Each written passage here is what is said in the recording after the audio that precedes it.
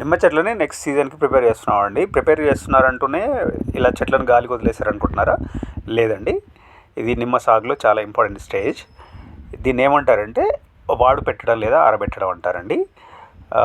ఏంటి అంటే ప్రాసెస్ ఏంటి అంటే చెట్లకి నీళ్లు వదలకుండా వదిలేయడం అండి.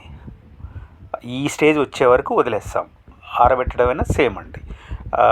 నేల ఆరిపోతుంది కదా, ఆరిపోయినప్పుడు చెట్లు ఇలా అవుతాయి, దాన్ని ఆరబెట్టడం అంటారు. ఇలా ఎక్కువ స్టేజ్ వరకు తీసుకెళ్లకుండా ఇలా ఆరబెట్టుకోవాలండి. ఎందుకు ఆరబెట్టుకోవాలంటే పూతలు రావడానికండి. జనరల్గా మనకి మిగతా చెట్లు మామిడి ఇలాంటి చెట్లు ఏంటంటే ఆటోమేటిక్గా మనం ఎన్పికే ఫర్టిలైజర్ ఇవ్వగానే వస్తాయండి, పూతలు వస్తాయి. నిమ్మ బత్తాయి అలా కాదండి, వస్తాయి కానీ ఆటోమేటిక్గా వాటికి న్యాచురల్గా వస్తాయి. అది ఒక రకంగా వస్తాయి. మొత్తం చెట్టు మొత్తం రావాలి అనేది ఇంకో ప్రాసెస్ అండి. అవి ఎప్పుడు వస్తాయో తెలియదు. మన చెట్లు ఆరకుండా మనం వాటర్ ఇచ్చేస్తే, ఎన్పికే ఇచ్చేస్తే మోస్ట్లీ రావు.